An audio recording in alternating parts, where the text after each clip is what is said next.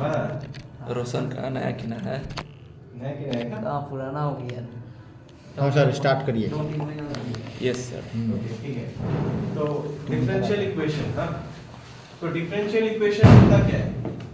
तो देखो differential equation में तीन चीजें तुम्हें देखने को मिलेगा। इक्वेशन ही है, नॉर्मल इक्वेशन जैसे होता है, लीनियर इक्वेशन, ट्रिग्नोमेट्रिक इक्वेशन, इसी तरीके से इक्वेशन है।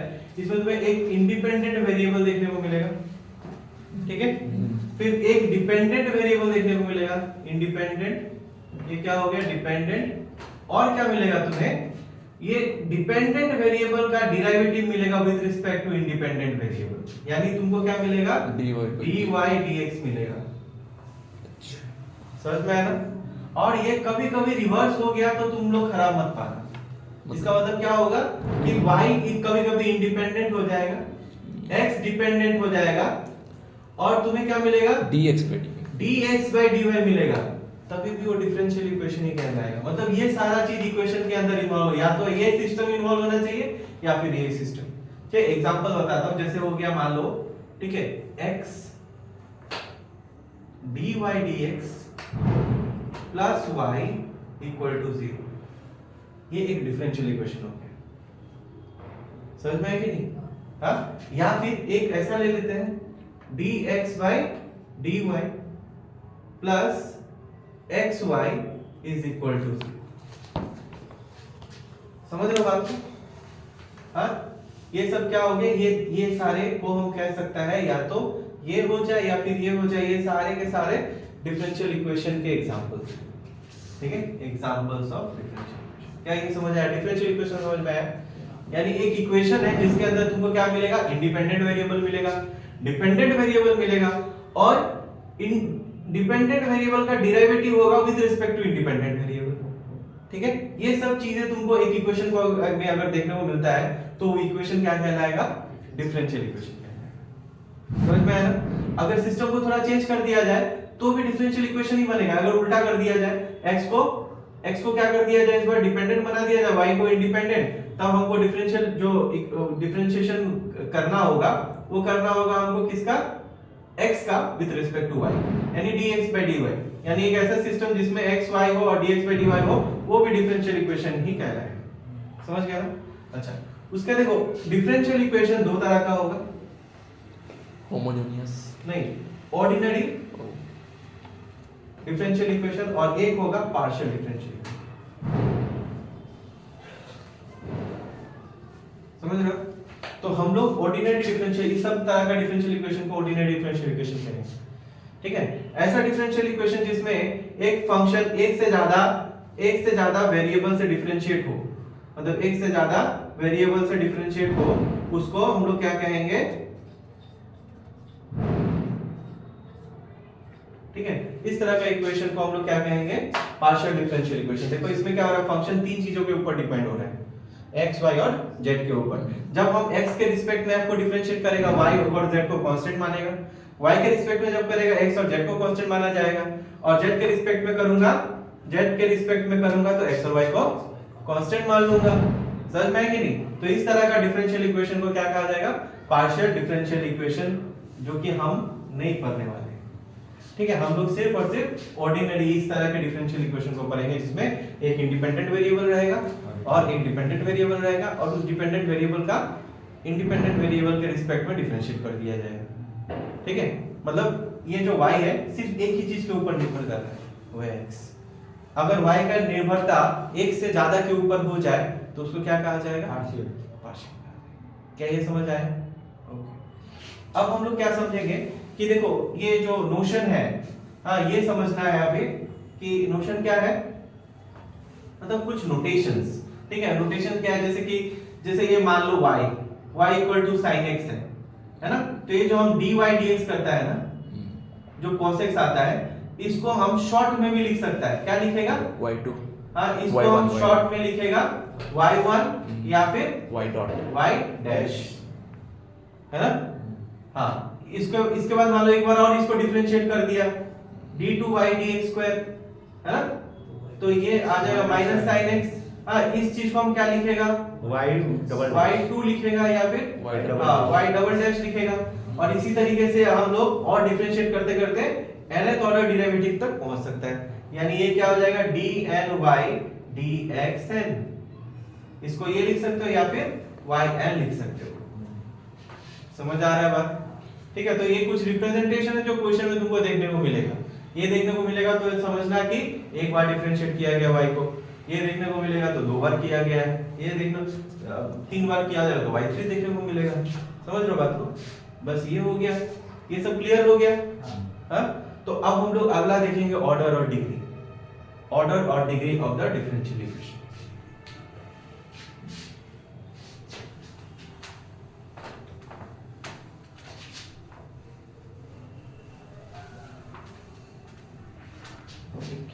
पता है वीडियो में मिलेगा, वीडियो से लिखेगा ना।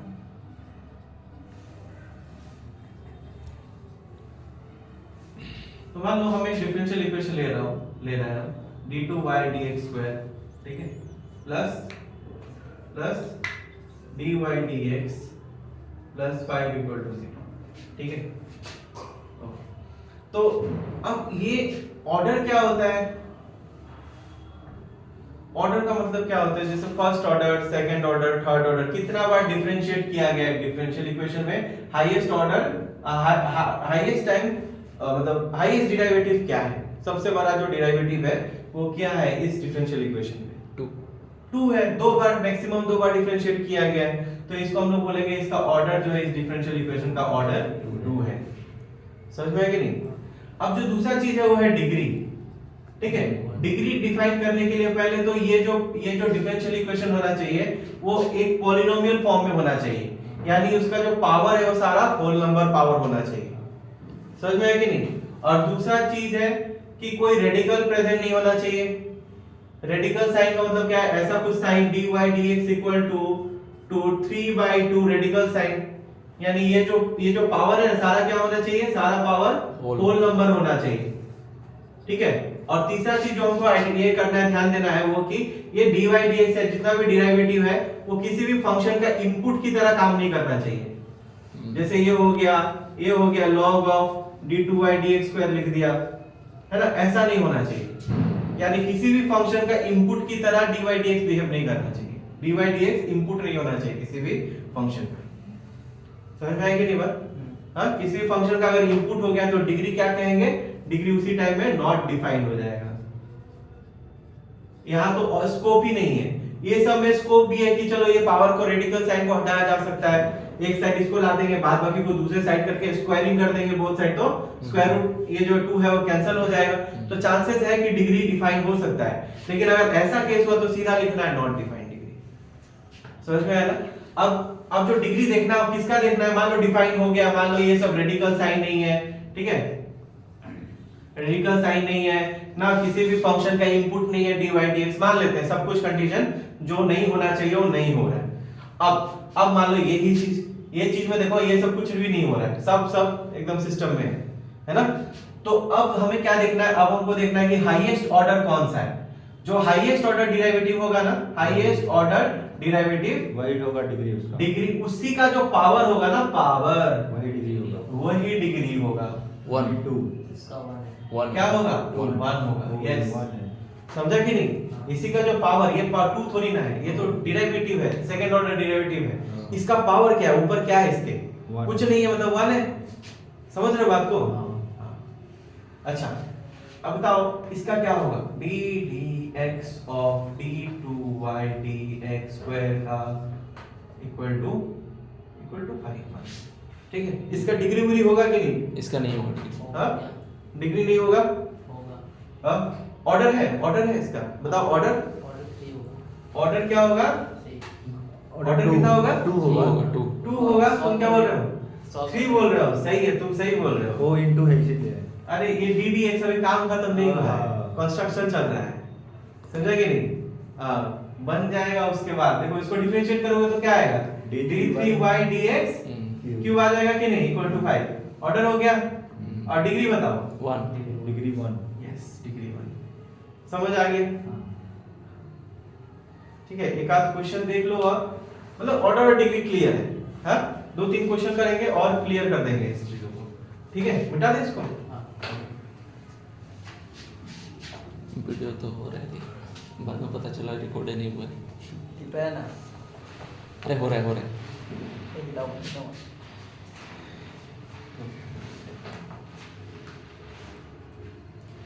10 मिनट हुआ है अभी। अच्छा ये बताओ इसका the degree of d2y dx square whole square plus dy dx x sin dy dx yes is बताओ 2 इसका डिग्री क्या है? Order 2 degree 2। यस यहाँ पे तुम्हारा जो ऑर्डर तो नहीं पूछा गया, डिग्री पूछा गया है। और अभी मैंने थोड़ा देर पहले बोला कि रेडिकल साइन और इनपुट की तरह बिहेव नहीं करना चाहिए ओ वो dy है dx। ना, है ना, साइन देखो dy dx है कि नहीं, ये फंक्शन है जो साइन फंक्शन उसका इनपुट बन गया dy dx, है ना, डोमेन में आ गया तो ये अनडिफाइंड हो गया। समझ में कि नहीं, हड़बड़ाना नहीं है, देख करके सोच समझ के फिर आंसर में टिक करना है। समझ रहे हो ना बात को, याद रहेगा, पूरा चेक करना है सब में। हाँ साइन और उसका इनपुट देखो, x का जगह में वो dy by dx आ गया। हाँ x की जगह में dy dx आ गया, अब नहीं होगा। समझा कि नहीं बात? अब बताओ इसका इसका भी हमको ऑर्डर और डिग्री दोनों चाहिए। d2y dx square plus dy dx whole to the power 1/4 plus x to the power 1/5 equal to 0। ये भी तो सर अनडिफाइंड होगा। Not defined, degree is not defined. देखो यहाँ पे ये रेडिकल साइन है, ठीक है, मैं बोला हूँ रेडिकल साइन अगर होता है तो चांसेस है उसका कि डिग्री डिफाइन हो जाए। तो इसके लिए हमको क्या करना है, सबको उधर लेके जाना है, dy dx को एक साइड रखना है। मैंने बोला था कि नहीं बताओ, इसको इधर लेके जाओ पहले, ठीक है, minus x to the power 1/5 minus या माइनस को एक कर लो d2y dx स्क्वायर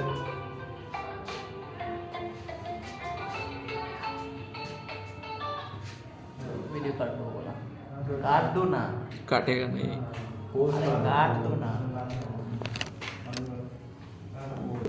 क्या हो रहा है, इसको इन दोनों को इधर लेके आ गया। अब क्या किया, देखो 1/4 है ना, अब दोनों साइड को क्या करेगा, होल टू द पावर, दोनों साइड का होल टू द पावर 4 लेगा वोल्टेज का कि वो कट जाएगा। ताकि वो कट जाएगा होल टू द पावर 4।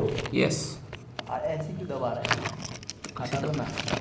ठीक है, हो गया तो इधर हो गया हो गया। तो होल टू द पावर 4 लेगा तो प्लस हो जाएगा कि नहीं? टिपा हाँ अब बताओ, ये और ये तो कट गया, यस, यानी तुम्हारे पास dy dx आ चुका है, इधर में x to the power 1/5 plus d2y dx square, d2y dx square, हाँ ये। चलो अब बता दो, अब सही है कि क्या, बताओ डिग्री डिफाइन हो रहा है। ऑर्डर तो पहले भी डिफाइन हो रहा था, सर उसमें भी तो रेडिकल है ना। अब कहाँ रेडिकल साइन है, x के ऊपर टेंशन नहीं है, मतलब सिर्फ dy dx पे नहीं रहना चाहिए, डेरिवेटिव का ऊपर नहीं हाँ रहना dy dx d2y dx square ये सब के ऊपर नहीं रहना चाहिए रेडिकल तो साइन। डिग्री होगा आपका 4। डिग्री क्या होगा, 4 degree 4, order order 2 order 2 order 2 बिल्कुल सही, तुम लोग एकदम सही बोल रहे हो। ऑर्डर 2 होगा, डिग्री 4। 4 होगा। कैसे पता चला, ये पावर देख करके, है ना, इसके ऊपर अगर खोलोगे तो इसी के ऊपर पावर 4 आएगा मैक्सिमम, है कि नहीं, इसलिए इसका डिग्री भी 4। सही है, सही है, तो मिटा दें इसको।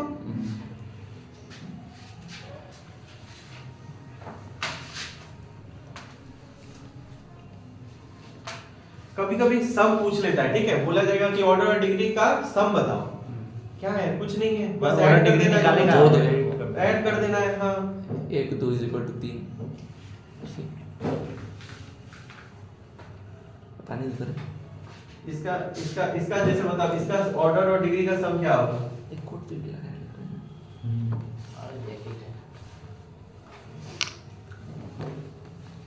हाँ क्या बोले सर, बताओ इसका, बताओ ऑर्डर और डिग्री का सम क्या होगा? ऑर्डर 2 + 3 = 5 होता है। हाँ इसका सम कितना होगा, 5 होगा, श्योर?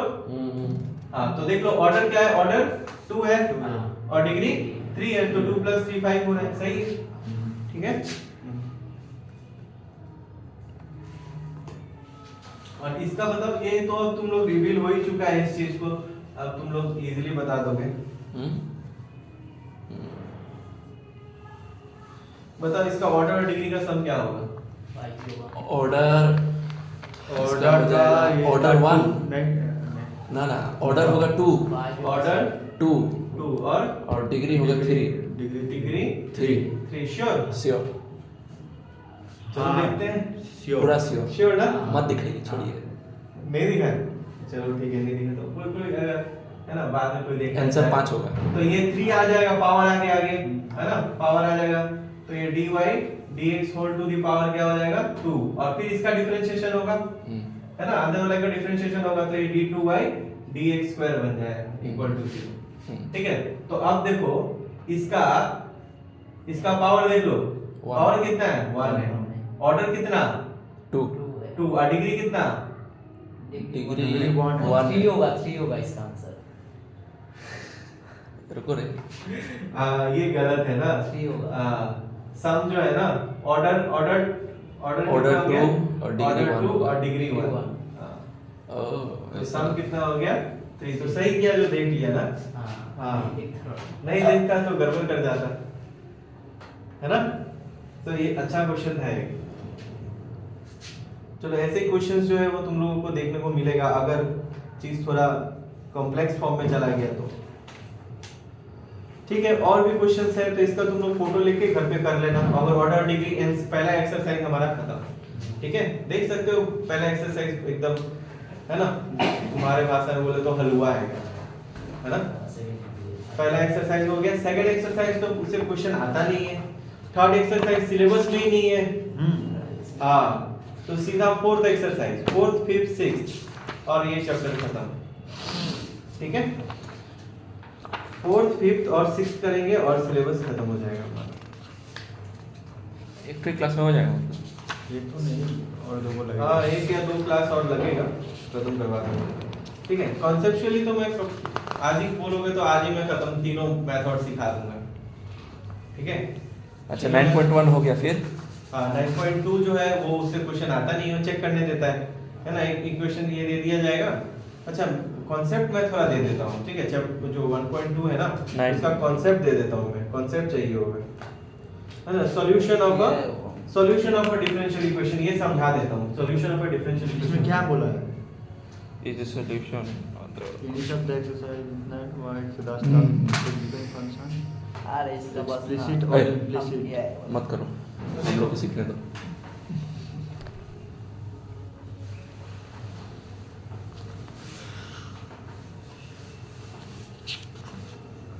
ठीक है solution of a differential equation थोड़ा ध्यान दो यहाँ पे एक मैं डिफरेंशियल इक्वेशन ले रहा हूँ ठीक है dy dx minus 3 equal to 0 एक डिफरेंशियल इक्वेशन है ना ठीक है अब देखो यहाँ पे dy dx है ना मेन dy dx है वो तो रहना चाहिए है ना x y नहीं भी रहेगा तो कोई बात नहीं है मेन ये है डिफरेंशियल इक्वेशन में डिफरेंशिएशन तो रहना चाहिए और डिफरेंशिएशन रहेगा तो इंडिपेंडेंट डिपेंडेंट वेरिएबल ऐसे ही दिख रहा है ना तो बस हो जाएगा तो ये हो गया अब देखो इसका सॉल्यूशन क्या होता है जैसे हम लोग क्वाड्रेटिक इक्वेशन सॉल्व करते थे x² - 1 = 0 तो इसका दो सॉल्यूशंस आता था यानी वो x क्या था रियल वैल्यूज था है ना क्वाड्रेटिक इक्वेशन का दो ऐसा वैल्यू होगा जिसको बैठाने से सेटिस्फाई होगा एक 1 और दूसरा -1 राइट है ना अब यहाँ डिफरेंशियल इक्वेशन में क्या नंबर बैठाऊं मैं या क्या बैठाऊं तो यहाँ पे तुम देखो ये जो y है ना y का मुझे वैल्यू बैठाना पड़ेगा और y क्या है y खुद में एक फंक्शन है डिपेंडेंट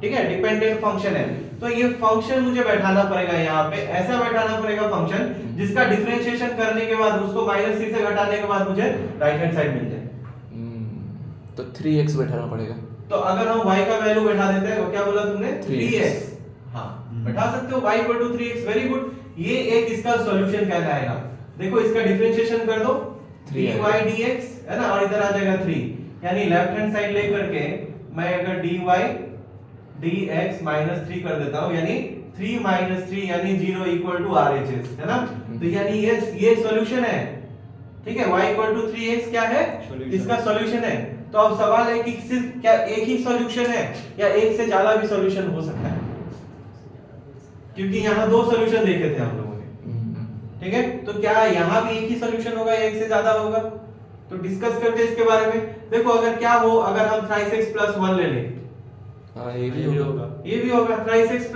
2 ले लें या फिर हम ये बात कहें कि y equal to thrice x plus c ले लें। यस समझ रहे हो ना बात को? यस यस यानी वो सारा ये सारा क्या है? ये सारा लीनियर इक्वेशन है ना, यानी ये पूरा फैमिली ऑफ लीनियर इक्वेशन है या फैमिली ऑफ कर्व्स कर्व है ना, पूरा का पूरा एक कर्व का फैमिली इसका सॉल्यूशन होगा डिफरेंशियल इक्वेशन का। समझ में है कि नहीं? हाँ, तो ये सब हो गया इसका पर्टिकुलर सॉल्यूशन, ये एक पर्टिकुलर सॉल्यूशन, एक पर्टिकुलर सॉल्यूशन।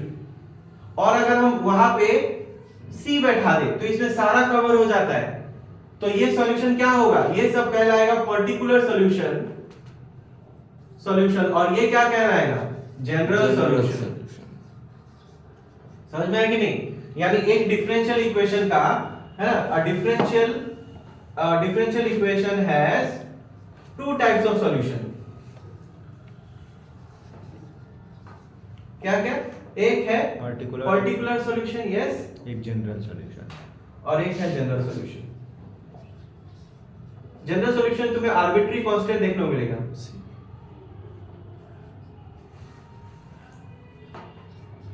जैसे कि y equal to thrice x plus c, तो ये c क्या हो गया? Arbitrary constant.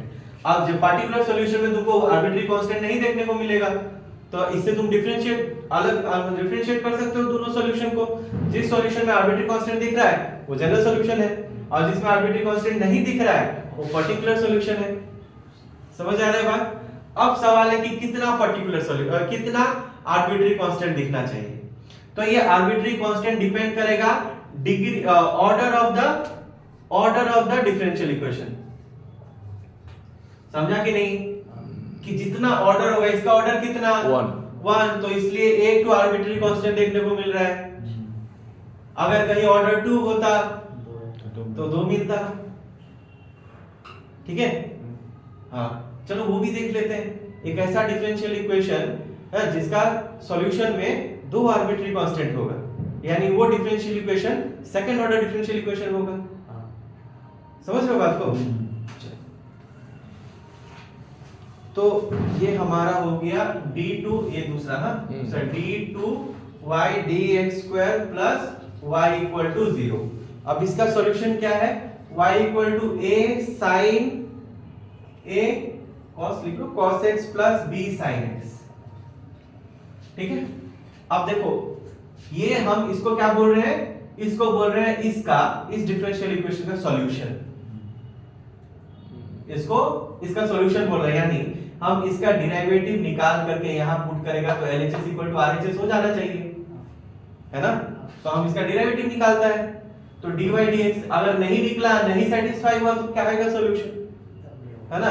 तो हम यहाँ पे डिफरेंशिएट करता है, तो ये cos x का, ये तो कांस्टेंट है, cos x का डिफरेंशिएशन माइनस sin x, तो माइनस को बाहर निकाल दिया, एक a को बाहर निकाला और cos x का डिफरेंशिएशन माइनस sin x, फिर इसके साथ इंटू कर दिया, तो इधर का माइनस a sin x। समझ आ गया? फिर इसका देखो b कांस्टेंट है, बाहर निकाल दिया, sin x का डिफरेंशिएशन cos x। फिर एक बार और करते हैं इसका डिफरेंशिएशन, तो d2y dx² क्यों किया? क्वेश्चन का डिमांड था d2y dx² निकालो, तभी जाके बैठा सकते हो, फिर चेक करोगे। तो इसका हो गया, इस बार माइनस से बाहर निकल जाएगा और cos x का sin x का डिफरेंशिएशन cos x, राइट। और देखो cos x का डिफरेंशिएशन माइनस sin, तो माइनस b sin x लिख दिया।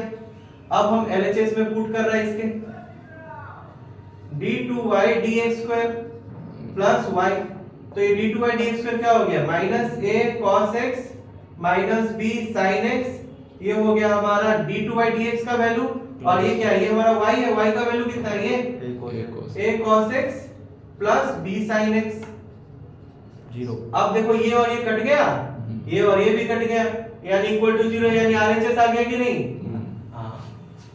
यानी इस डिफरेंशियल इक्वेशन का क्या हो गया? ये सॉल्यूशन हो गया। अब जैसे मैंने बताया था, जितना होगा degree order of the differential equation, उतना ही तुमको आर्बिट्री कांस्टेंट देखने को मिलेगा जनरल सॉल्यूशन के अंदर में। यहाँ ऑर्डर क्या था? 1 था, इसलिए इसका जनरल सॉल्यूशन में एक आर्बिट्री कांस्टेंट था, और इसका ऑर्डर कितना है? 2, इसलिए इसका जनरल सॉल्यूशन में कितना आर्बिट्री कांस्टेंट देखने को मिल रहा है? 2 मिल रहा है। समझ आया ना? ठीक है। अब बात है कि ये जो हमारे पास जनरल सॉल्यूशन आया है, क्या ये यूनिक है? सर कहाँ 2 मिल रहे हैं? cos x और sin x अच्छा वो दोनों आर्बिट्री कांस्टेंट ए और बी, वो ए और बी वही ए और बी आर्बिट्री कांस्टेंट है ना। हाँ। आर्बिट्री कांस्टेंट यानी जो तो वैल्यू ले बैठा सकते हो वहां पे, अच्छा है ना, ये बात फिक्स वैल्यू नहीं है। कोई तो नहीं। हाँ मतलब कुछ भी ले सकते हो वहां पे, ठीक है, जो भी ले लो, लेकर के 2 बैठाओ, 1 बैठाओ, 5 बैठाओ, 7 बैठाओ, लेकिन जब बैठाओगे तब वो पर्टिकुलर सॉल्यूशन बन जाएगा। जब तक ए और बी रहे है वहां पे तब तक वो क्या है, जनरल General सॉल्यूशन। solution। जैसे ही एक पर्टिकुलर वैल्यू बैठा दोगे यहाँ One, तो two। पर्टिकुलर सॉल्यूशन बन जाएगा इस डिफरेंशियल इक्वेशन का। ठीक समझ आ रहा है ना?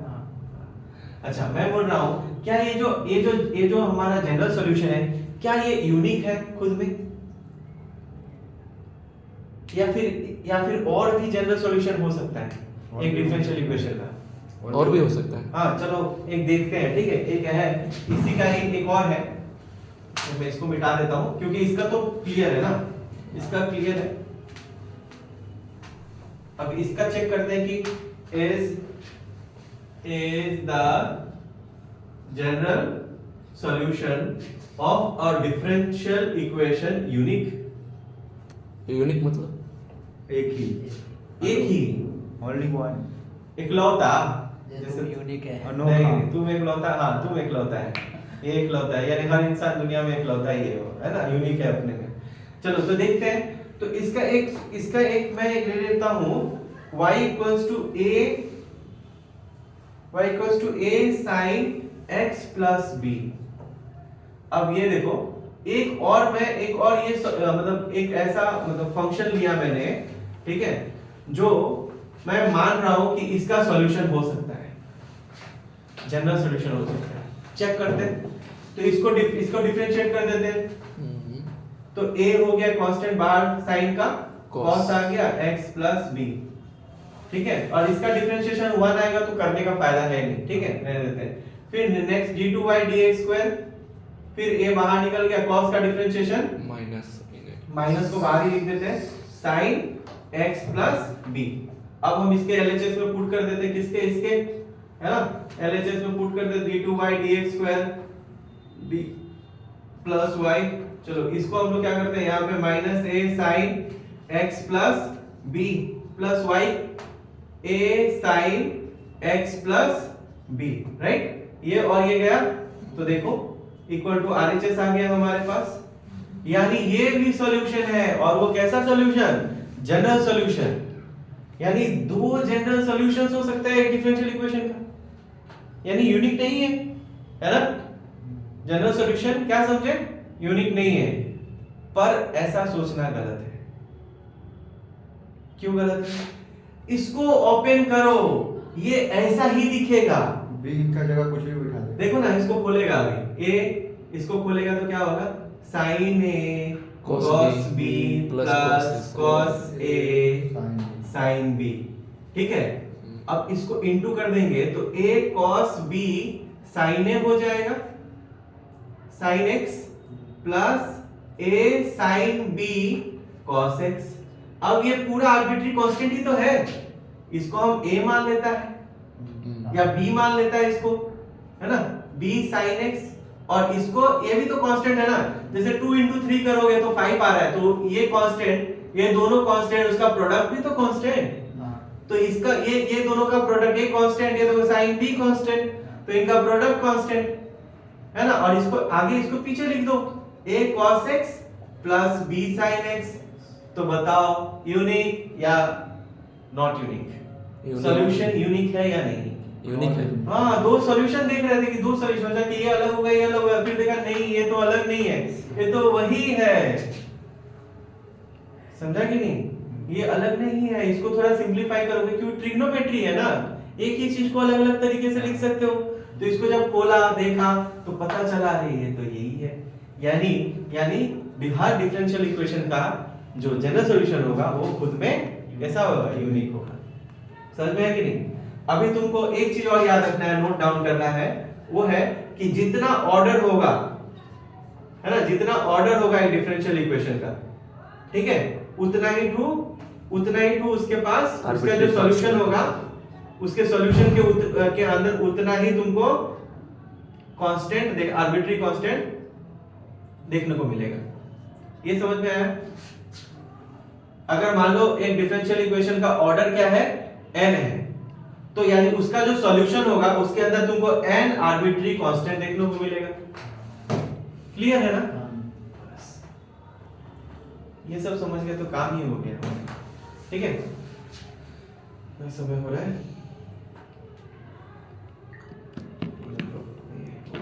अच्छा चलो, एक मैं और वो समझा देता हूँ, कॉन्सेप्ट दे देता हूँ। वो है हमारा मतलब सॉल्यूशन कैसे सॉल्व करते हैं first order first degree differential equation को। 3 तरीका है, ठीक है। एक तरीका मैं आज डिस्कस करूंगा ताकि तुम लोग घर पे जाके क्वेश्चन बना सको। मिटा दे इसको। सर कौन सा एक्सरसाइज में काम आएगा? ये जो अभी समझाऊंगा, ये वाला तुम सेकंड एक्सरसाइज कर सकते हो इससे। सर इसमें क्या बोलता है, इम्प्लिसिट इम्प्लीकेट पूछा जाएगा।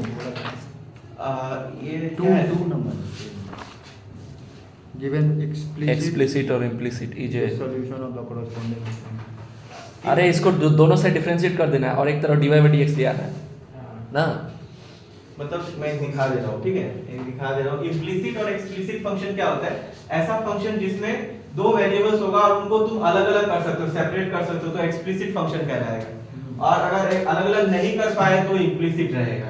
समझ में आया? तो फंक्शन कुछ इम्प्लिसिट भी होगा, कुछ एक्सप्लिसिट भी होगा। समझ में आया?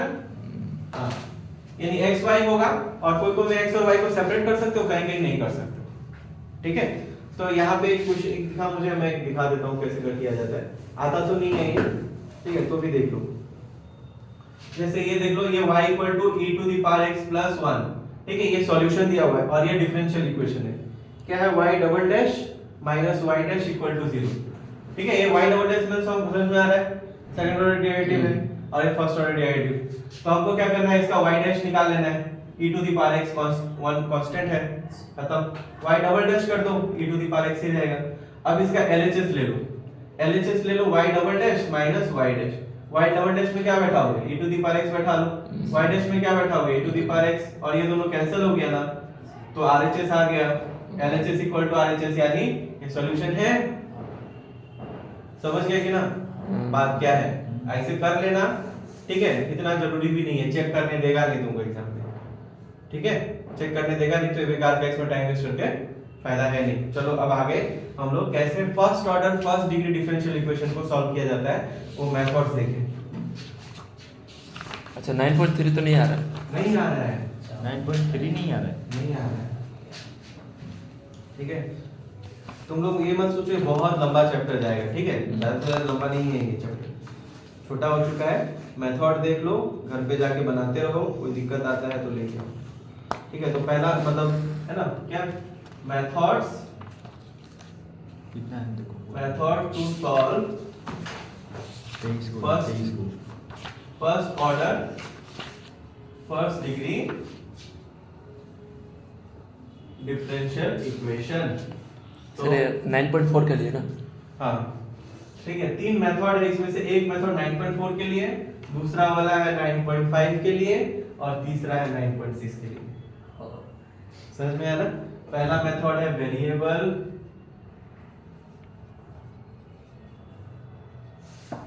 Separable method. ठीक है, पहला है क्या, variable separable method, separable method. फिर दूसरा है होमोजेनियस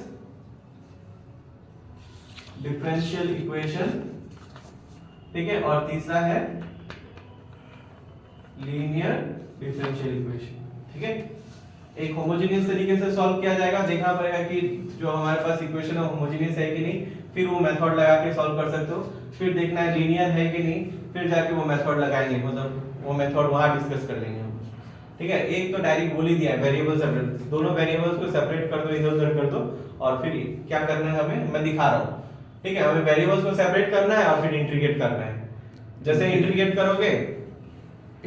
करोगे क्या मिल जाएगा तुम्हें, y मिल जाएगा, और जैसे y मिलेगा वैसे तुम्हारा सॉल्यूशन मिल जाएगा। कैसा सॉल्यूशन मिलेगा, तो पहले तुम्हें जनरल सॉल्यूशन मिलेगा, क्योंकि इंटीग्रेशन करोगे कांस्टेंट आएगा, और क्योंकि देखो फर्स्ट ऑर्डर फर्स्ट डिग्री है तो यानी एक ही आर्बिट्री कांस्टेंट आएगा, और हम लोग जानते हैं कि इंटीग्रेशन करते तो c आता है ना, तो वो एक आर्बिट्री कांस्टेंट का तरह काम करेगा। समझ गए ना? अच्छा, अब पहला वाला करते हैं। ठीक है, फर्स्ट वाला देखते हैं क्वेश्चन। देखो यहाँ पे क्या होगा, हमारे पास मान लो dy dx होगा, ठीक है, मतलब पहला वेरिएबल सेपरेबल मेथड देख रहे हैं हम लोग। तो ऐसा फॉर्म में होगा dy dx equal to f of x, y, और ये कैसा होना चाहिए, ये मेथड अप्लाई करने के लिए ये एक्सप्लिसिट होना चाहिए। समझ में आया कि नहीं? कैसा होना चाहिए, एक्सप्लिसिट, यानी ये दोनों को अलग अलग किया जा सके, hx into gx gy। समझ रहे हो बात को? ये फंक्शन जो in terms of x and y होगा उसको अलग अलग किया जा सके, तभी ये मेथड लगेगा, नहीं तो नहीं लगा सकते हो। फिर क्या करना है हमें, जो ये जो hx है ना उसके साथ dx को लेके जाना है और gy को dy के नीचे लाना है। सर कैसे पता करेगा कि वो एक्सप्लिसिट है फंक्शन?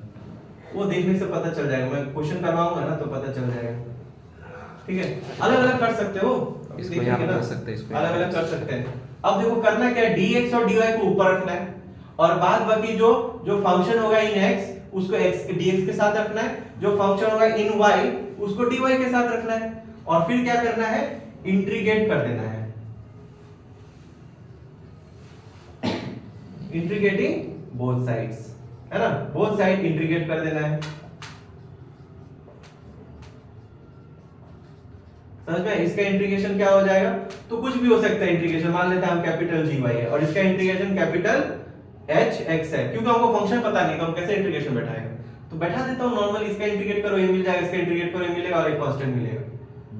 समझ में कि नहीं? तो बस ये जो भी होगा इसके साथ कोई फंक्शन के साथ है तो उसको इधर भेज देना है, y फ्री हो जाएगा, y इन टर्म्स ऑफ ये आ गया विद आर्बिट्री कांस्टेंट, एक आर्बिट्री कांस्टेंट, तो इसका सॉल्यूशन मिल गया हमें। समझ में आ रहा है ना बात?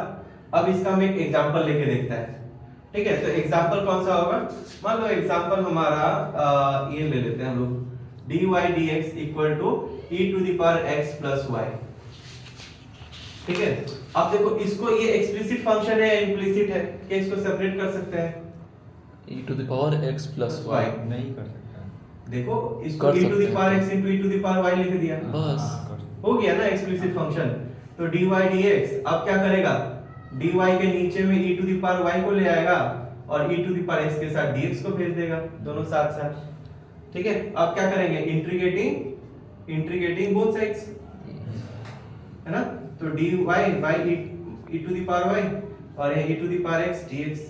अब देखो इसको ऊपर लेके जाऊंगा मैं, माइनस हो जाएगा।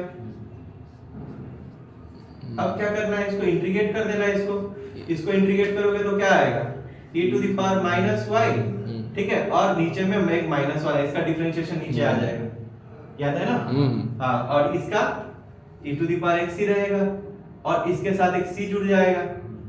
ठीक है, अब इसको इधर भेज दो तो क्या हो जाएगा, e to the power minus y equal to minus e to the power x plus c, और e को अगर उधर भेजते हो तो ये log आ जाएगा, minus y equal to log of ना द एंटायर थिंग। ठीक है, अब यहाँ पे मैं log का क्या करूं, e to the power x plus c कर देते हैं, क्योंकि log लेके जा ही रहे उधर में, है ना। तो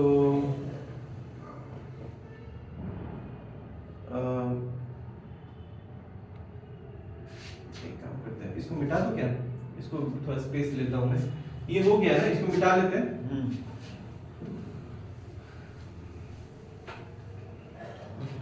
चलो ये दो लाइन मैं फिर से बना लिखता हूँ।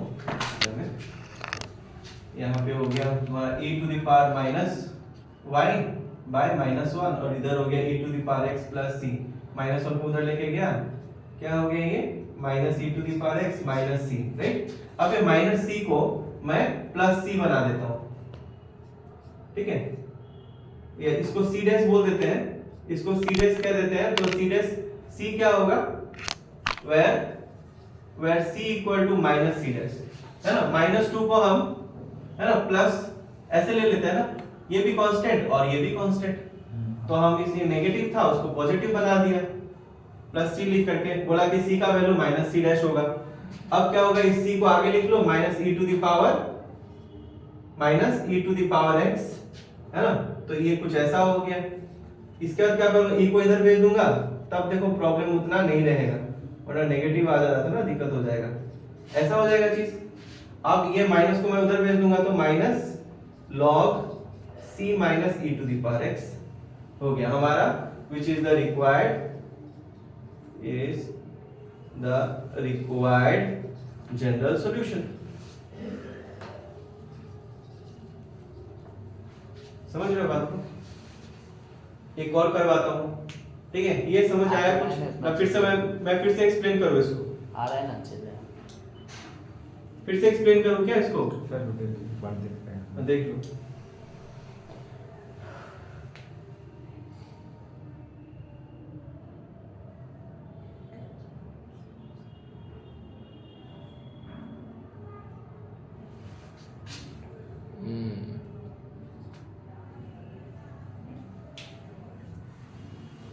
हो गया।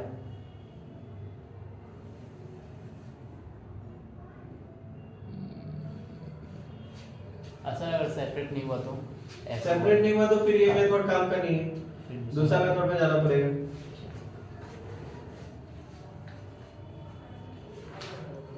ठीक है।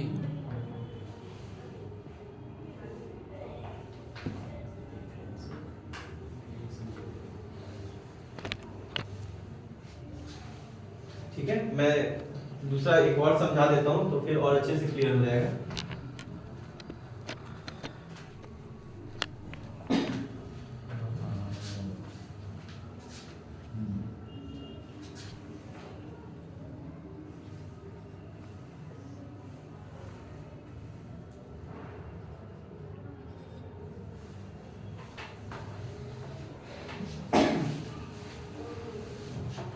ठीक है, तो ये 2018 का क्वेश्चन है, ठीक है? 2018 में ये क्वेश्चन आया था सेवा बोर्ड में।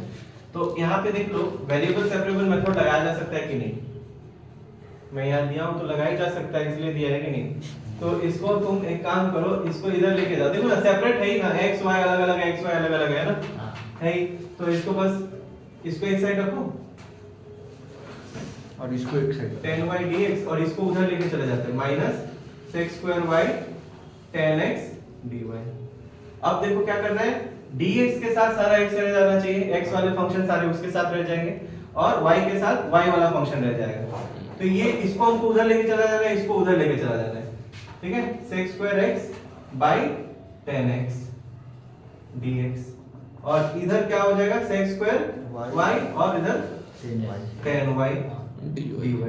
ठीक है, अब तुम्हें करना क्या, dy को एक साइड रखो, dy को लेफ्ट साइड रखना और dx को राइट साइड रखना, क्योंकि जब हम लोग आर्बिट्री कांस्टेंट जोड़ेंगे ना तो x के साथ जोड़ेंगे, और ये वाला साइड जो y वाला साइड है वो फ्री रहेगा।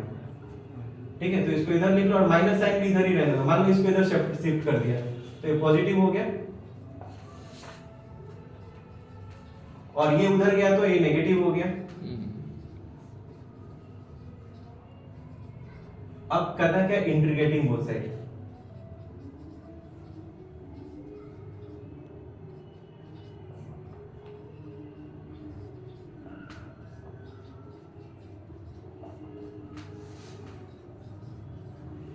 ठीक है, अब देखो इसका डिफरेंशिएशन ये है कि नहीं, 10y का डिफरेंशिएशन sec2y होता है, और इसका डिफरेंशिएशन ये रहा।